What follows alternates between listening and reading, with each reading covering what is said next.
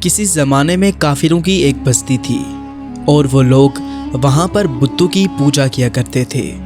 ایک بہت بڑا بت تھا جس کے آگے وہ ہر دم سجدہ ریز رہتے، کوئی بھی ان کو سدھارنے والا نہیں تھا، اور اب تک اللہ تعالیٰ کی جانب سے کسی بھی رہنما کو بھیجا نہیں گیا تھا۔ پہلے کے دور میں انبیاء علیہ السلام آتے تھے قوموں کو سدھارنے کے لیے، پھر اس کے بعد ولیوں کا سلسلہ شروع ہوا اور اولیاء کرام آ کر اس بستی میں اسلام کی دعوت دیا کرتے تھے، یا ان کے دلوں کو منور کرنے کے لیے بہت سی قربانیاں بھی دیتے۔ کئی بار ان کی بات مان لی جاتی اور کئی بار ان کو بستی سے نکال دیا جاتا۔ یہی ہوا ایک مرد مجاہد کے ساتھ۔ اللہ تعالیٰ کے حکم سے وہ اس بستی میں آ گئے۔ بہت کٹھن امتحان تھا، اتنی آسانی سے وہ لوگ ماننے والے نہیں تھے، کیونکہ بہت ہی سرکش اور ضدی تھے۔ آپ رحمت اللہ علیہ اس بستی میں آئے تو عجب ساما تھا۔ وہ لوگ ایک بہت بڑے بت کے آگے بیٹھے گڑ گڑا رہے تھے اور دعائیں مانگ رہے تھے۔ ان کی کون سی زبان تھی بزرگ کو سمجھ میں نہ آیا، لیکن اللہ تعالیٰ نے انہیں وہ سمجھ عطا کر دی کہ وہ ان کی زبان کو اب بخوبی سمجھنے لگے، اور ان میں سے ایک آدمی کو پکار کر کہا، ذرا ادھر آنا۔ وہ آدمی اس بزرگ کو دیکھ کر بہت حیران ہوا، کیونکہ اب تک اس حلیے کا کوئی بھی انسان اس بستی میں نہیں آیا تھا۔ قریب آ کر اس نے کہا، بولو کون ہو تم اور کیا جاننا چاہتے ہو؟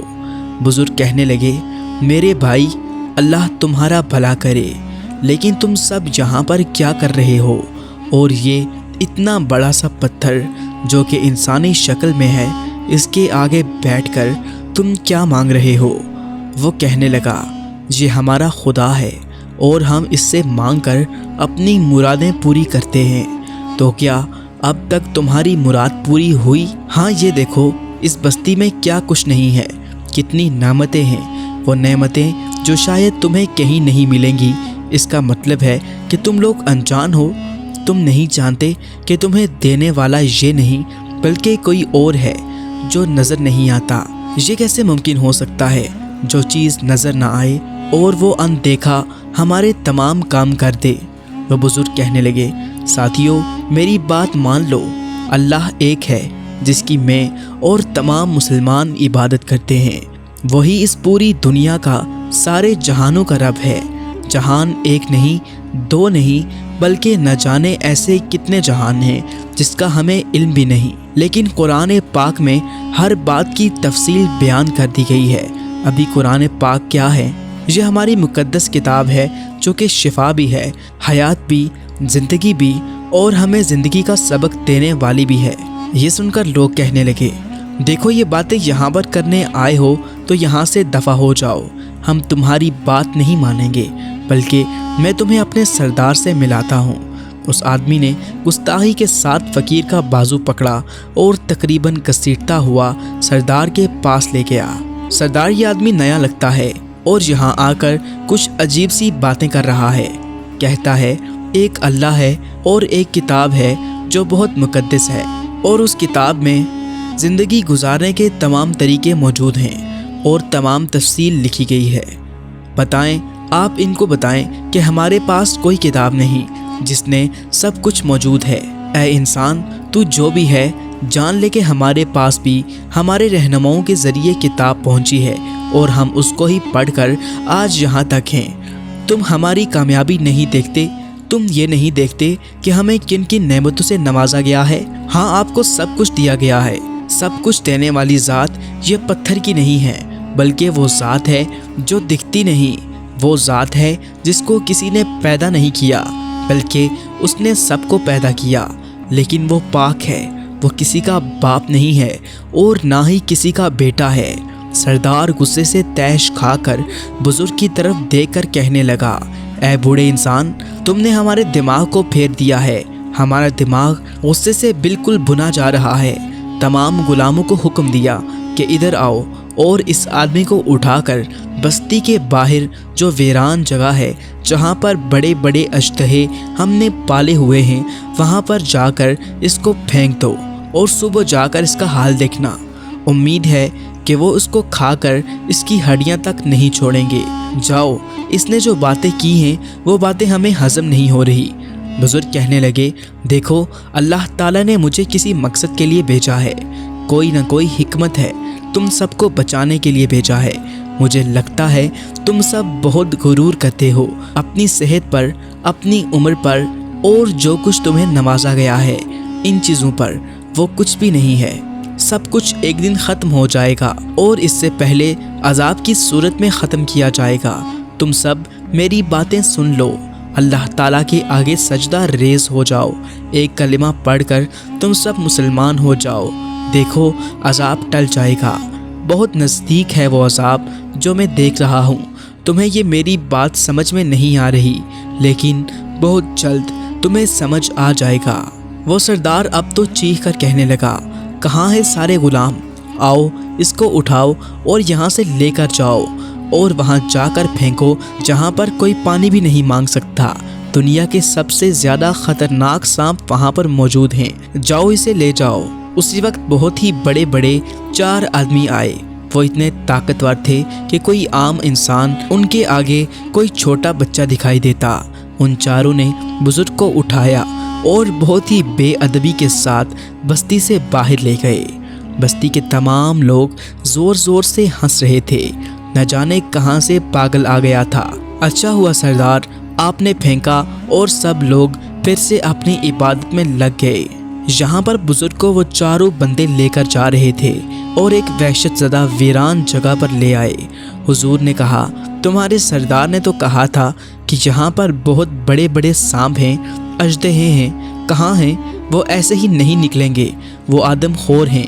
جیسے ہی وہ سونگتے ہیں کہ انسان آ گئے ہیں، اسی وقت تو حملہ کرتے ہیں اور یہاں پر ہم انہی لوگوں کو پھینکتے ہیں جن کو سزا دی جاتی ہے۔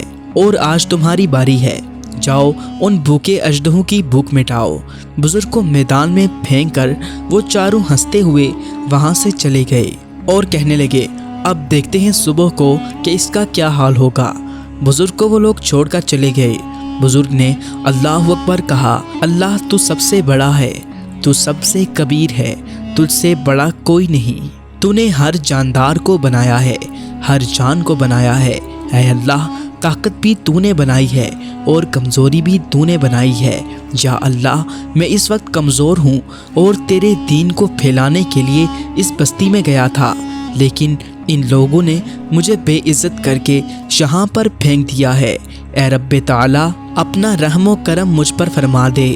اگر میں آج ان سانپوں اور اژدہوں کی غذا ہوں تو اپنا حکم جاری رکھ، اور اگر آج میں ان کی غذا نہیں ہوں تو اللہ ان کے دلوں میں تو ہماری محبت ڈال دے۔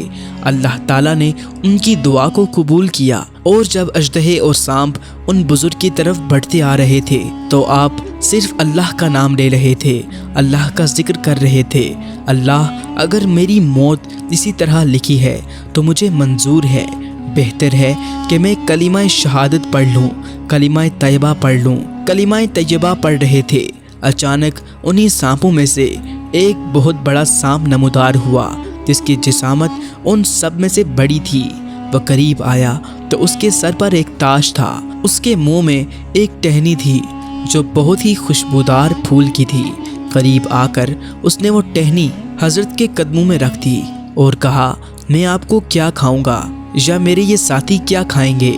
آپ تو اللہ والے ہیں، آپ کی ہم خدمت کرتے ہیں، نہ کہ ہم آپ کو اپنی غذا بنائیں گے۔ حضرت تو پہلے ہی نہیں ڈر رہے تھے، بس اللہ تعالیٰ کے حکم پر راضی تھے۔ جب اژدہے نے یہ بات کہی تو آپ سنبھل کر بیٹھے اور کہا، یہ بتاؤ، انسانوں کو سزا کے لیے یہاں پھینکا جاتا ہے تو تم انہیں کیوں کھاتے ہو؟ سانپوں نے کہا، کیونکہ اللہ تعالیٰ نے ہمیں اسی بات کے لیے مقرر کیا ہے کہ ہم انسانوں پر حملہ کریں، لیکن تم پھر بھی کسی پر رحم نہیں کرتے۔ کیوں؟ کیونکہ جب تک اللہ ہمارے دل میں رحم نہیں ڈالتا ہم رحم نہیں کھاتے۔ بزرگ نے کہا، اور میرے لیے رحم کیوں؟ سانپ نے کہا، کیونکہ اللہ تعالیٰ نے آپ کے لیے ہمارے دل میں رحم ڈالا تھا۔ آپ کوئی عام انسان نہیں ہیں، آپ اللہ والے ہیں۔ پھر اس نے کہا، آپ کو جب تک یہاں رہنا ہے آپ رہ سکتے ہیں، ہم آپ کو کچھ نہیں کہیں گے اور آپ کا بال بھی بیکا نہیں ہوگا۔ ہاں، اگر آپ پر کسی نے حملہ کیا اور آپ کو نقصان پہنچانے کی کوشش کی تو پھر ہم اسے نہیں چھوڑیں گے۔ بزرگ نے کہا، نہیں، جو اللہ تعالیٰ کا حکم ہے وہی کرنا، کیونکہ یہ میرے اختیار میں نہیں، جو صرف و صرف رب کے اختیار میں ہے۔ یہ کہہ کر بزرگ نے اپنی عبادت شروع کر دی۔ پوری رات وہ اللہ تعالیٰ کی عبادت میں غرق رہے، ایک لمحے کے لیے بھی سوئے نہیں۔ اب صبح سویرے سردار نے اپنی انہی 4 غلاموں کو حکم دیا کہ جاؤ ذرا دیکھو اس کی ہڈیوں کا پنجر، اس کا ڈھانچہ بچا ہے یا وہ بھی اژدہوں کا سردار یعنی بڑا اژدہا کھا گیا۔ وہ سب ہنستے ہوئے اس ویران سی وادی کے پاس آئے تو کیا دیکھتے ہیں، بزرگ وہاں پر سوئے ہوئے ہیں۔ شاید چند لمحے کے لیے ان کی آنکھ لگ گئی تھی اور ان کے سرہانے ایک بہت بڑا سانپ بیٹھا ہوا تھا۔ اس کے منہ میں وہی خوشبودار پھول کی ٹہنی تھی جس کے ذریعے وہ آپ رحمت اللہ علیہ سے مکھیاں اڑا رہا تھا۔ ان سب نے جب آنکھوں کو پھاڑ دینے والا منظر دیکھا تو دوڑتے ہوئے آئے اپنے سردار کے پاس اور کہنے لگے، سردار دیکھیے، انسانوں کو کھانے والے وہ آدم خور اس آدمی کی، اس بوڑھے بزرگ کی خدمت کر رہے ہیں، جلدی چلیے۔ سردار نے ان کی بات سنی تو وہ بھی تشویش میں مبتلا ہوا کہ یہ کیا ماجرا ہے۔ بستی سے باہر آیا، اس خالی ویران سے میدان میں دیکھا تو سچ مچ اس وادی میں بزرگ سوئے ہوئے تھے اور وہاں وہی اژدہوں کا سردار بیٹھا ہوا مکھیوں کو ہٹا رہا تھا۔ وہ سردار کہنے لگا، یہ کیا ماجرا ہے، اے خدا، یہ کیا ماجرا ہے۔ وہ اپنے خدا کو پکار رہا تھا، لیکن خدا کے اندر زبان ہوتی تو وہ بولتا، وہ تو پتھر کے بت تھے، وہ کیا بولتے۔ اسی وقت اللہ رب الکریم نے، جس نے ہر چیز کو بولنا سکھایا ہے، اس اژدہے کو، سانپوں کے سردار کو قوت گویائی عطا کی اور اسے بولنے کی طاقت عطا فرما دی۔ تو اس اژدہے نے اس سردار سے کہا، اے بدبخت، تجھ پر 1000 بار لعنت ہے، اللہ کا ایک نیک بندہ تیری بستی میں آیا، تو نے اسے دھتکار کر پھینک دیا یہاں پر ہماری غذا بنانے کے لیے۔ تو کیوں حیران ہے؟ کیا تو یہ دیکھتا ہے کہ ہم نے انہیں کھایا کیوں نہیں؟ ارے بدبخت، ہم اسے کیوں کھاتے؟ ہم تو اس کے غلام ہیں۔ سردار کہنے لگا، لیکن کیوں؟ تم تو انسانوں کو کھانے والے ہو، انسان جیسے ہی تمہاری وادی میں آتا ہے تم اس کو چیر پھاڑ کر کھا جاتے ہو اور نگل جاتے ہو۔ تو انسان کا سب سے بڑا دشمن ہے، انسانوں کو زندہ نگل جاتا ہے، تو اس کو کیوں چھوڑ دیا؟ اور یہاں تک کہ تو اس بوڑھے کی خدمت کر رہا ہے۔ وہ اژدہا کہنے لگا، خدا کی قسم، ہمیں اللہ تعالیٰ نے فقط گناہگاروں کا دشمن بنایا ہے، جبکہ نیکوکاروں کے تو ہم تابع دار ہیں۔ یہ نیکوکار ہے، اللہ کا نیک بندہ ہے، اسی وجہ سے ہم ان کے تابع ہیں، ہمارے دل میں ان کی محبت ہے، اور جب تک یہ یہاں رہیں گے بحفاظت رہیں گے۔ تم انسان ان کو تکلیف پہنچائیں گے لیکن ہم ان کی حفاظت کرتے رہیں گے۔ یہ سننے کی دیر تھی، سردار غصے سے کانپنے لگا، اب بھی سدھر نہیں رہا تھا، اب بھی عقل نہیں آئی تھی۔ اس نے اپنے بڑے بڑے طاقتور غلاموں کو بلایا اور کہا، جاؤ ان سارے اژدہوں کو کاٹ کر پھینک دو۔ ارے یہ ہمارے پالے ہوئے، ہماری غذاؤں پر پلنے والے قسم قسم کی غذائیں ان کو دیں، اور آج یہ ہمارے منہ پر کہہ رہے ہیں کہ یہ ہمارے دشمن ہیں۔ کاٹ ڈالو، پھینک ڈالو ان سب کو، کوئی مجال نہیں کہ ہمارے آگے سر اونچا کر کے بول سکے۔ وہ غلام اس وادی میں اترے، لیکن ان اژدہوں نے ان غلاموں پر حملہ کر دیا۔ وہ جو اتنے لمبے لمبے قد کے غلام تھے، طاقتور آدمی تھے، وہ سب ان سانپوں کا ایک ہی نوالا بن گئے۔ اور صرف یہی نہیں ہوا، اب آیا اللہ تعالیٰ کا عذاب۔ وہ اژدہے جو اس وادی میں رہتے تھے اب تک اس بستی کی طرف نہیں گئے تھے۔ اللہ کے نیک بندے پر جو ظلم ہوا تو انہوں نے حملہ کرنا شروع کر دیا۔ وہ آہستہ آہستہ بستی کی جانب بڑھ رہے تھے۔ سردار بھاگتا ہوا بستی میں داخل ہو گیا اور اسی پتھر کے بت کے پیچھے جا کر چھپ گیا کہ یہ مجھے بچائے گا یا نہیں، لیکن بچانے والی ذات تو وہ ہے، اسی نے ہر چیز کو ایک ترتیب سے بنا کر چلنے والا بنایا ہے۔ وہ بہت بڑا اژدہا جو ان اژدہوں کا سردار تھا، وہ آیا اور بڑا سا منہ کھول کے پتھر کے بت کے سمیت اس سردار کو نگل گیا۔ اس کے بعد جتنے بھی وہاں پر لوگ موجود تھے جنہوں نے کلمہ طیبہ نہیں پڑھا، ان پر سانپوں کا عذاب آ چکا تھا، اور پوری بستی جو کچھ دیر پہلے خوشیوں کا مرکز بنی ہوئی تھی، جو لوگ خوشی سے پہلے جھوم رہے تھے، میلے لگے ہوئے تھے، اللہ کے نیک بندے کے ساتھ ان کی شان میں گستاخی کرنے پر پوری بستی اب ویران ہو چکی تھی۔ कोई इंसान नहीं था। वो बुजुर्ग जब तक हैरत ज़दा थे, उन्होंने कहा, तुम गुनाहगारों के दुश्मन हो, नेकोकारों के नहीं, और मुझे यकीन है कि अल्लाह के हुक्म पर ही तुमने ये सब किया है।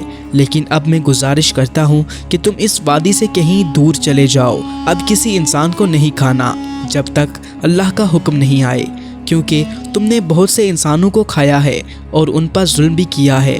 अब मैं तुम सबसे कहता हूँ, यहाँ से बहुत दूर चले जाओ। उन बुजुर्ग को एक बस्ती की जानिब रहनुमाई के लिए भेजा गया था, लेकिन उन बस्ती वालों ने सरकशी और गुरूर की वजह से उनके दीन को नहीं माना और सब के सब गर्क हो गए, सब के सब सांपों की ग़ज़ा बन गए। अल्लाह ताला हमने ऐसे अज़ाबों से बचाए।